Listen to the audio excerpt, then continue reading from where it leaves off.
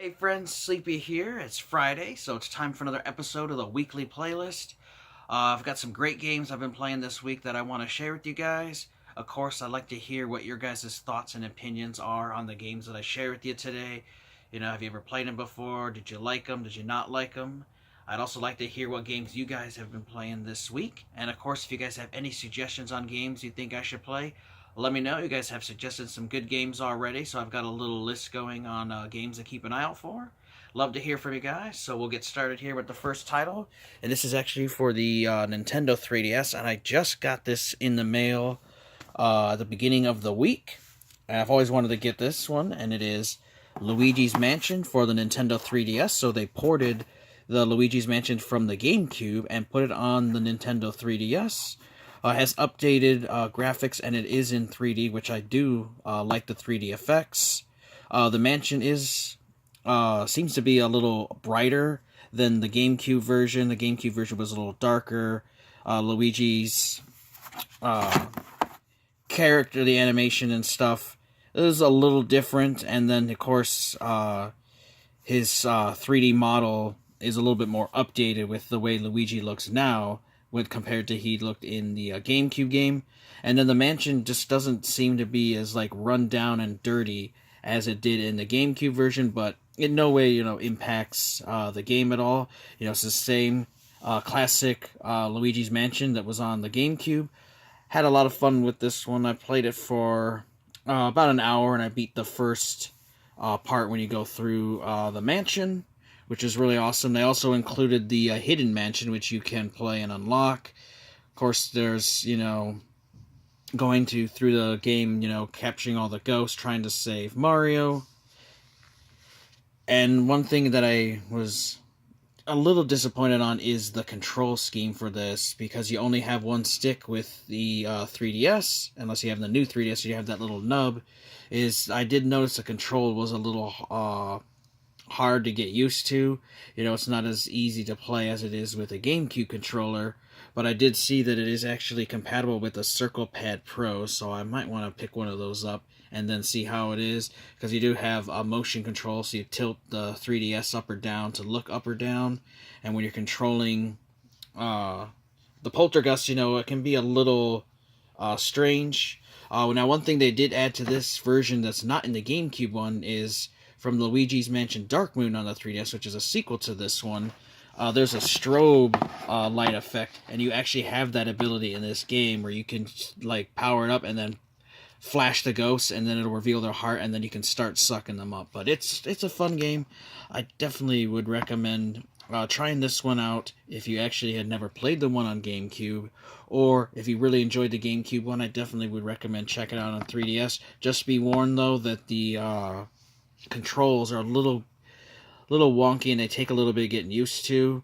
I'd liked the controls on Luigi's Mansion Dark Moon, which I kind of wish they had used with this one, but they had went with a new control style. Now, like I said, it does say it's compatible with the Circle Pad Pro, so I'm thinking about getting one of those and then see how the game is, because it can be a little difficult to control. But overall, it's a fun game. You get to go through the same Luigi's Mansion, just with some updated graphics. The 3D effects on it are really fun. Of course, the story is, the same, and it was always a good story. It's really fun. A lot of interesting ghosts to fight, trying to capture all the boos, and there's a lot of wonderful boss fights and memorable character ghosts that you will run into in the mansion. Really cool. Has some cool, unique mechanics and stuff for, capturing the ghosts. You might have to open a window, which will make a draft so the ghost gets cold, and then that reveals her heart.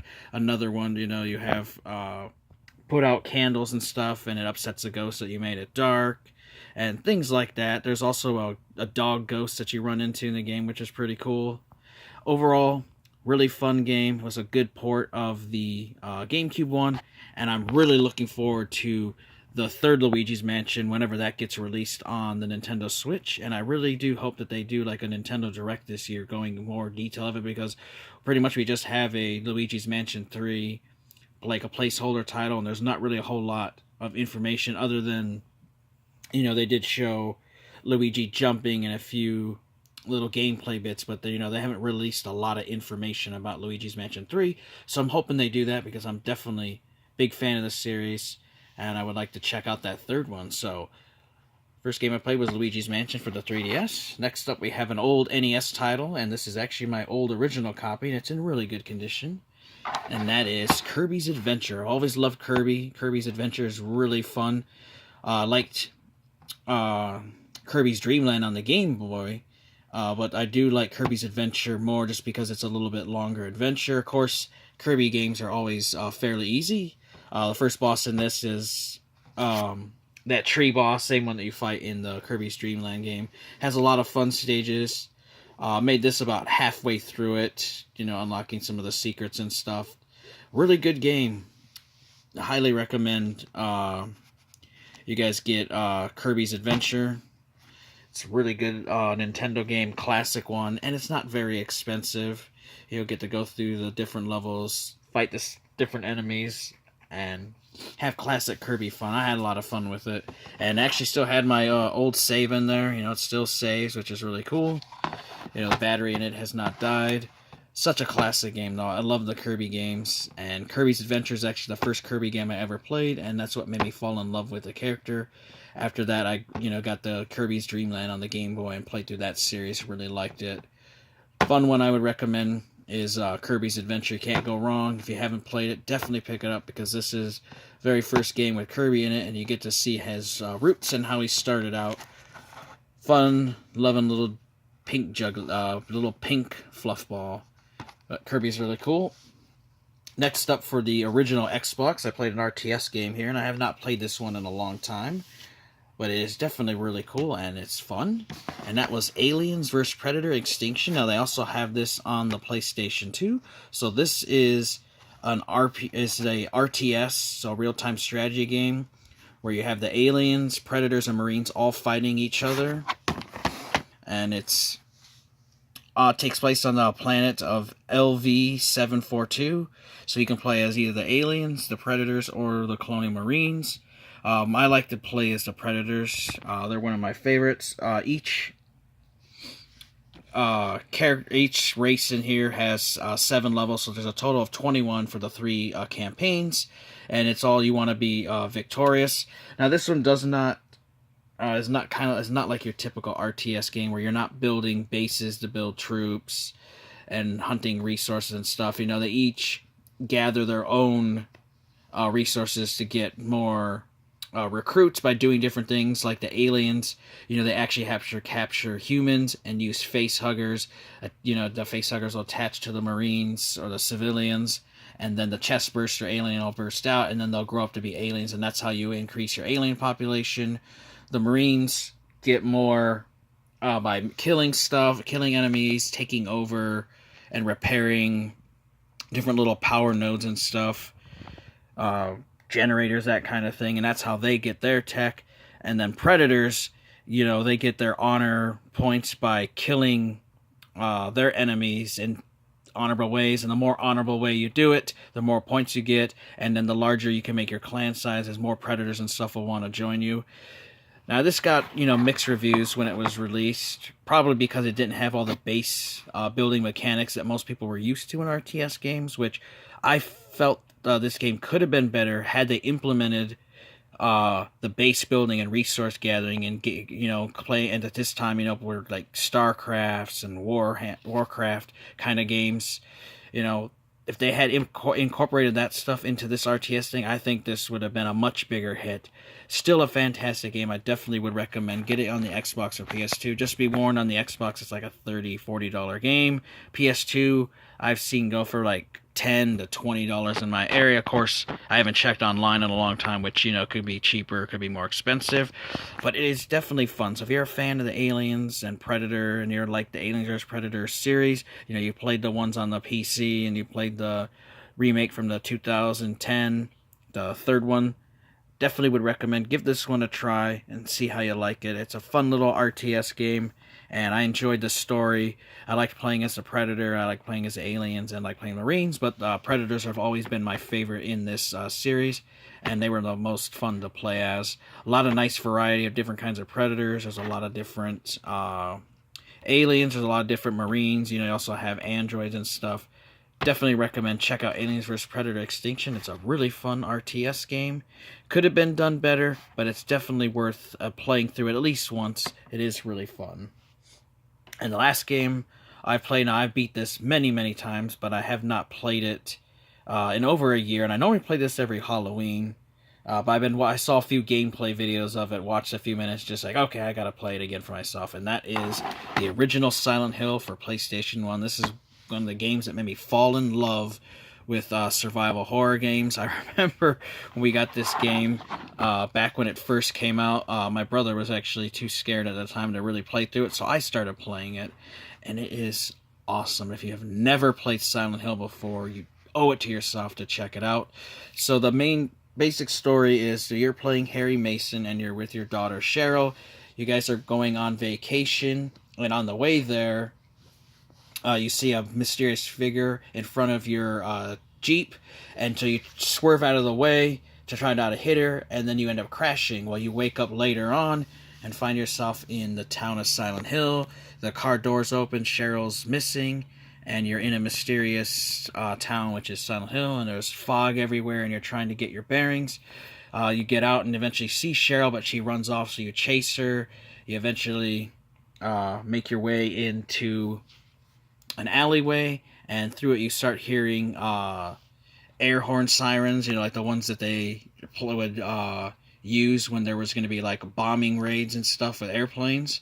And then the world around you changes, and you run into these little child demons, and they attack you, and it looks like you die, but then you wake up in the cafe, and you end up meeting Sybil Bennett, which is a cop there. And then you exchange it. You're trying to find your daughter. She gives you a gun. You get a radio and stuff, some supplies. And then you head out into the town of Silent Hill. And the whole idea of the story of the game is you're trying to rescue your daughter. And through it, you're running into monsters and stuff that are running around in the world. And you're trying to find clues, solve puzzles and stuff. And there's a lot of cool boss fights. A lot of interesting enemies. You have these little child demons that have little knives. There's zombie nurses, there's like zombie doctors, there's these evil dogs, there's these flying bat creatures, there's these other like ape type dudes that try to hump you. They go hoo, like they're laughing or something. There's weird turtle creatures and several different bosses. You get through the streets of Silent Hill, you end up going to a school, you go to a hospital, go through a mall, amusement park, and to another world. And what's another really cool aspect is sometimes you'll hear the sirens, and you'll be transported to an alternate version, or a hell world, as I call it, of Silent Hill, where everything like turns to rusty gates. There's bloody bodies everywhere. The enemies a little bit more fierce, a little bit stronger, and it's just an awesome game. The atmosphere, the music, everything like really draws you, and it's really good to play this in a dark room and with the music turned up, or if you have headphones you could use or something. Like, it really draws you in because you really hear the sounds, and it's really freaky, and it's a really good story. I had a lot of fun with Silent Hill. I am currently at the school right now. Played this a little bit, got there. I definitely am going to have to beat this game again. There's also several different endings you can get. There's, I think there's 5 endings, because there's the good plus, good, bad, bad plus, and then there's a secret UFO ending, which you can unlock. There's also secret weapons, like a katana. There's a rock drill. And I'm trying to think can't remember what the other secret, but there's secret weapons and stuff to unlock. So, you can play the game through multiple times to get the different endings, to see them all. Now, I've done this many times. I've seen all the endings, because I beat this game probably like 30 times or more. But it's absolutely one of my favorite PlayStation 1 games, and it's my favorite survival horror game of all time. I would absolutely love if they would ever do a Silent Hill 1 HD remake on the Xbox One X or PlayStation 4 Pro. Of course, though, I love the voice actor for Harry Mason, so I would have to have them just keep the audio. Like, they could change everything else, but don't get new voice actors or anything. Just keep it the same, and just port the audio clips over. Like, just like the voice of Harry Mason, and it's a lot of controversy on who actually did it. The guy that gets credit for it said he didn't do it, and other people, so, you know, I'm not really sure who did the voice of him, but if they did a remake, they'd have to keep that. So, highly recommend Silent Hill. As always, we'll do a quick recap of the games I share with you guys. So, first one up was Luigi's Mansion, you know, a nice port of the old GameCube launch title, you know, remade for the 3DS and with 3D graphics, so they're a lot better. The control scheme, though, is a little iffy, you know, you have to kind of get used to it, but it is compatible with the Circle Pad Pro, which I'm going to have to try that out, and I'll let you guys know how that improved the game, but definitely would recommend Luigi's Mansion because that's fun. Kirby's Adventure, such a fun classic Kirby game. Highly recommend this one. Definitely get to see the roots of where Kirby started. So I would recommend get Kirby's Adventure. That's a really fun title. Aliens vs. Predator, a unique RTS that does not actually have you building bases and creating units and stuff. You know, there's a unique way that you earn units. I feel the game would have benefited more had it had a more traditional RTS elements to it with the base building and characters and stuff, resource gathering, that kind of thing. But I still would recommend checking it out. It is fun. And the last one I share with you guys is, of course, Silent Hill for the PlayStation 1. One of my absolute favorite PS1 games. Great survival horror game. Love the story. It's really fun. Definitely recommend. Check out Silent Hill. It is a great game. If you've never played the series, you've got to try it for yourself because it is a fun game. Alright, guys, so those are the titles that I played. So if you guys have played any of these 4 titles here, let me know your thoughts and opinions on them. Love to hear from you. Of course, if you guys have been playing any games this week, let me know what you've been playing. Like to hear from you as well. And if you guys have any suggestions at all for games, just let me know here in the comments. I'm always looking for new games to play, and I've already started a little list from several different videos that you guys have suggested to me, and you guys have made some great suggestions. Alright, I want to thank you guys for watching. Take care, have an amazing day, and Sleepy will see you next time.